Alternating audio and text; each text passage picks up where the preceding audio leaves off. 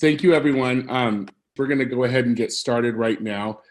Today's Disability Organizing Network webinar is bringing in Celinda Lake from Lake Research Partners, who's going to talk to us about polling of seniors and voters with disabilities, and we're very excited about the new research that Celinda has done.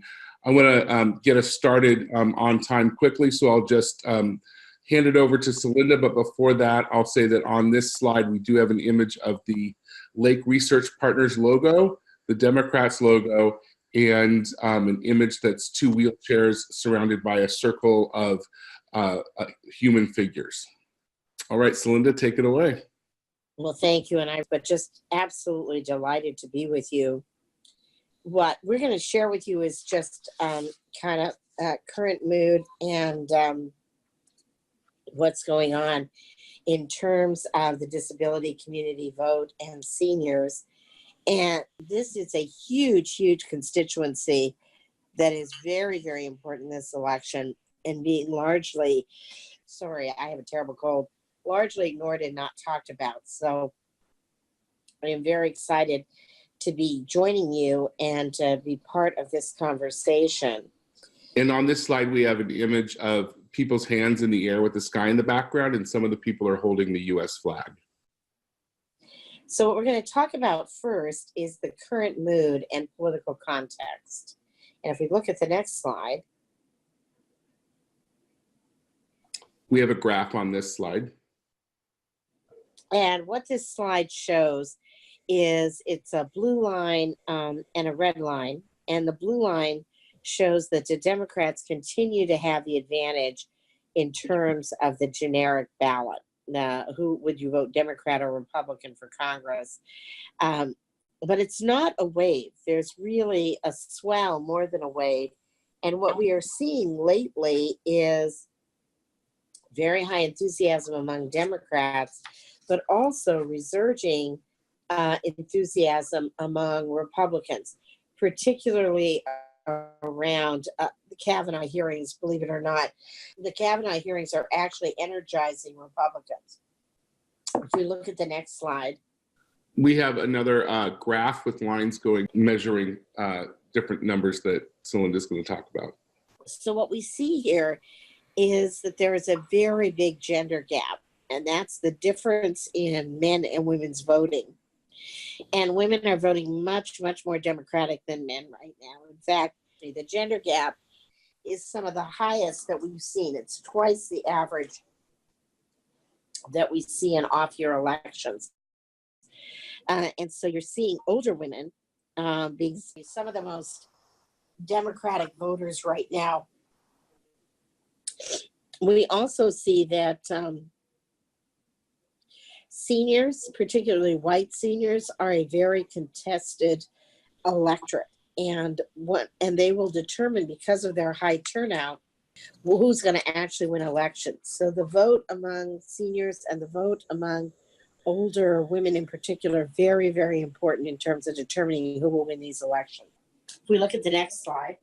The image is another graph, bar graph on this slide. And what this shows you is that traditionally, younger voters and women are the ones that are the most disapproving of Donald Trump. Donald Trump's approval rating is going to be one of the most important indicators of who wins the election. And it's one of the most highly correlated with the election right now. In this data, the approval in April and through much of the early summer was 39 approve, 54 disapprove. And that had the potential to create a real wave.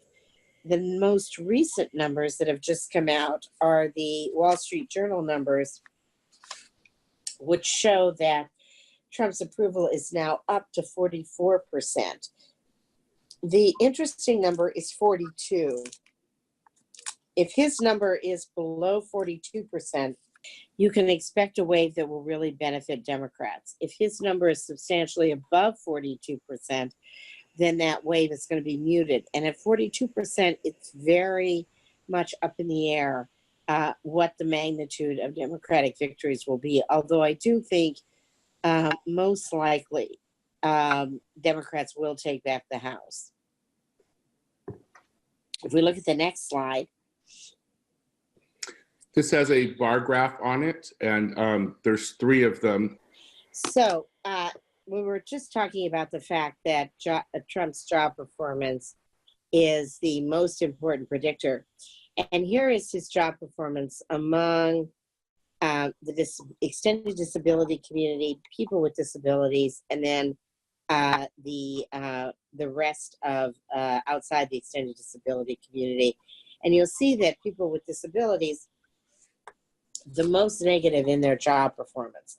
So this is a very, very important constituency for Democrats, and a constituency that's likely to vote very Democratic this year if people pay sufficient attention to the disability community and providing opportunities for get out the vote, etc.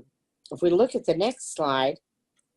There's a line graph here that shows silent baby boomers, Gen X, and millennial voters. And what this shows is that senior voters have the highest rate of turnout.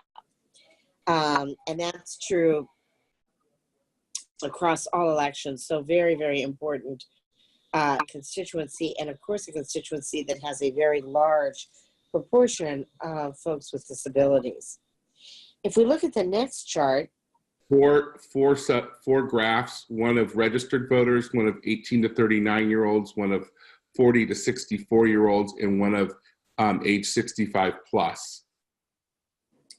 And what this shows again is that voters over 40 have significantly higher turnout than voters 18 to 39. So projected, or this isn't projected, this is from people's own responses, 53% of millennials and 25% of say they will turn to vote in an election.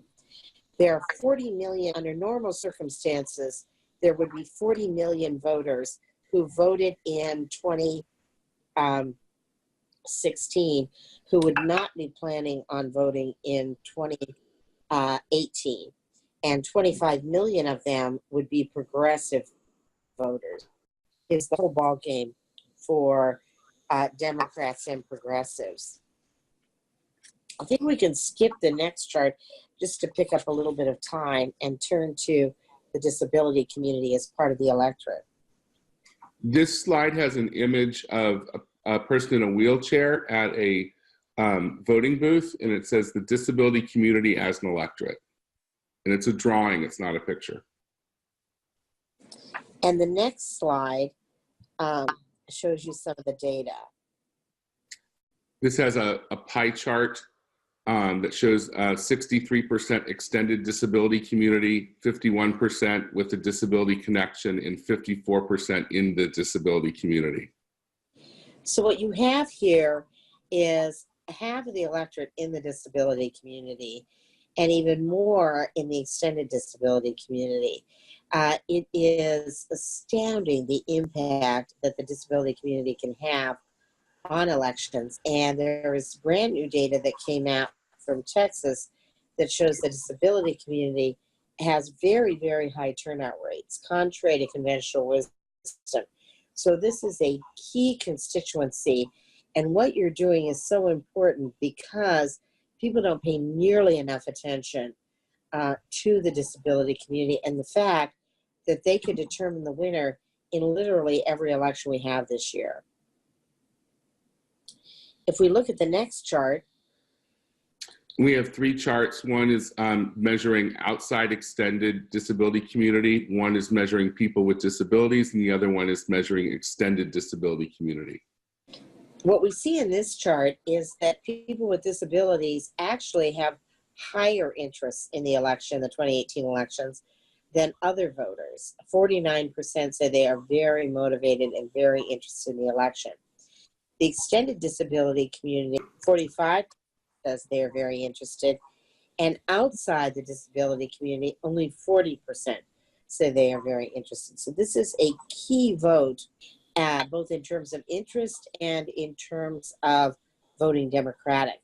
We'll see more of that as we turn to the next slide.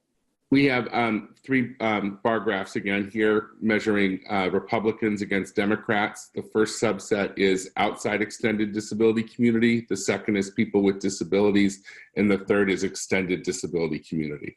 And what you see is that people with disabilities, of these three communities, the most Democratic voting net Democratic by 16 points at the time of this polling. That's significantly ahead of the rest of the population. So again, Democratic margins will depend very, very much on what disabled voters do and what the extended community does. There's two bar graphs on here measuring 2014, 2016, and 2018. One grouping is not in the disability community. One grouping is in the disability community, and it's measuring Democrat to Republican vote. So both groups show a steady increase in the percentage voting Democratic, but what you see is that the disability community going from voting 11 points Republican in 2014 to 2 points Democratic in 2016, while the rest of the population was voting 2 points Republican, and now at 11 points Democratic, 39 to 50. So again, moving more rapidly toward the Democrats and showing a very, very significant advantage for the Democrats. If we look at the next slide. There's a positive and negative bar graph on this. So there's the positive numbers going up, the negative going below, and it's showing outside the extended disability community, people with disabilities, and extended disability community, and measures GOP, Congress, and Dem Party. And what we see here is that this vote, this more Democratic vote of the disability community, is underpinned by feelings as well. So everybody is negative toward both parties right now, but the people with disabilities particularly negative toward the Republicans. Net 24 negative, 53 unfavorable to only 29% favorable. That is the strongest of the three groups we looked at. And again, if people with disabilities are allowed to vote, and if people with disabilities vote, they will be voting very Democratic this year, and they could determine any election out there. Let's look at some of the issues now that motivate seniors and the disability community. On this slide, we have a picture of a man, and he's standing talking to a doctor holding a clipboard. It looks like they're in a doctor's office, and it says motivating issues for seniors, Medicare, and prescription drug prices.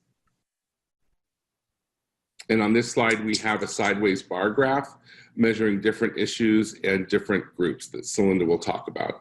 What this data shows is that one of the major motivating factors, particularly for seniors and older women, who are two key constituencies in the disability community, prescription drugs and cuts to Social Security and Medicare, also cuts to Medicaid, by the way. Prescription drugs is such a powerful issue that it is almost more of a value than a policy position. 92 and 93% say they agree strongly that Medicare should be allowed to negotiate for prices just like the VA, and that drugs developed with taxpayer dollars should be affordable for every American. And those are 76% and 75% strongly agreeing, strongly supporting those policies. So this is off the charts in terms of support for these policies. And we'll look at the next slide. And here we have two tables on this slide that is measuring concerned and not concerned on particular issues, and then it's set by different age groups and between men and women. And what we see here in this data is that older voters extremely concerned about prescription drugs, but so, by the way, are younger voters, and that 79% of voters are concerned that someone in their family may not be able to afford a prescription drug treatment for an illness that they might need to be paying for as early as next month. just overwhelming concern here. If we look at the next slide. Here's another table here that measures favorability or opposition on Medicare, and it's set out by age, gender, X-age, race, and party identification. And what this is looking at is the people who are very energized around having Medicare negotiate, just like the VA. This is one of the truly bipartisan issues in our society today. 85% of Democrats, 85% of independents, and 81% of Republicans strongly favor this policy. It's unheard of in today's world to have this level of bipartisan consensus. Then if we turn to the next slide. We have an image on this slide that is several Social Security cards, and then it says motivating issues for seniors, Social Security.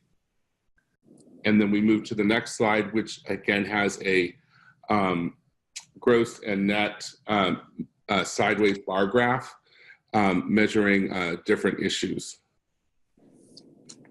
We see here again the concern for prescription drugs, particularly with older women. But we also see 2/3 of voters worried about retirement and worried about whether Social Security will be there when they retire. This used to be the concern of younger voters. Now it's really grown to be older and younger voters as well. And if we turn to the next chart. This is a table, again, measuring by age, race, and party identification, different groups of people on Social Security related issues. And what we see here is older as well as younger voters very concerned about Social Security being there when they retire, having enough money for retirement, and prescription drug costs. We see that across race, and we see it for Democrats, Independents, and Republicans. Again, a very bipartisan agenda here. We have 3 bar graphs here measuring different groups of retired folks. And what we see here is just the average payments for retired men and retired women. And it was really important is that voters believe in general that Social Security and Medicare should not be means tested. They believe very, very strongly that it does not pay enough. And they are strongly in favor of expansion. Particularly conservative voters are in favor of expansion for people who have to count years that you have had to take out of the paid workforce for caregiving or homemaker responsibilities. The next issue that's really strong out there, and it's less of an issue for 2018, but more of an issue for 2020 and 2022, is long-term care. And let's look at some of that data. On this slide, we have an image of a woman pushing a person in a wheelchair overlooking some mountains in a field. It says motivating issues for seniors, long-term care. And then we have a sideways bar graph measuring different issues on long-term care on confidence. And what we see here is that voters really believe, very concerned about whether they'll have enough care, get enough money to take care of their health care, their prescription drugs, but absolutely convinced they won't have enough money for long-term care. This is really an issue that we have seen really grow in the consciousness. And in fact, the only thing that's kept it from growing more is that people think it's so expensive to do, they don't know what you can do about it. If we turn to the next slide. So we have a sideways bar graph on here measuring different long-term issues, Medicare, health insurance, individuals, Medicaid, and families, and comparing 2017 to 2013.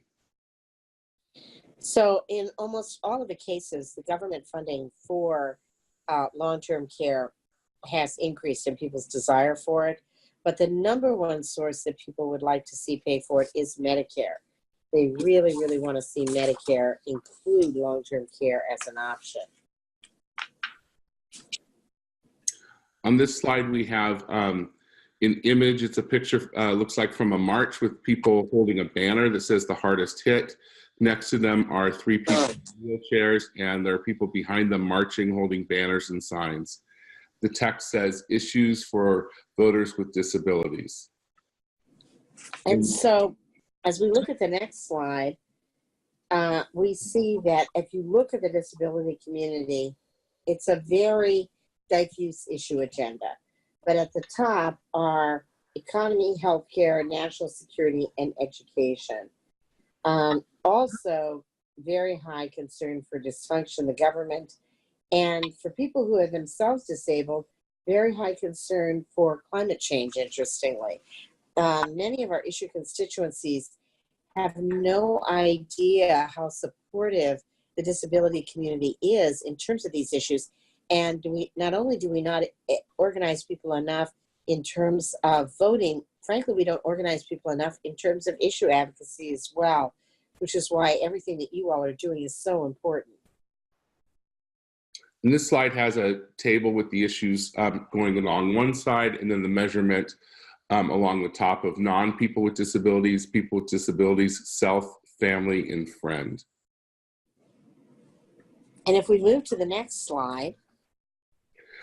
This slide has an image of a pie chart with a picture of Donald Trump in the middle, and a measurement around the pie chart, and then a bar graph next to it that measures non-people with disabilities, all people with disabilities, self, family, and friend. And Celinda will talk about the numbers.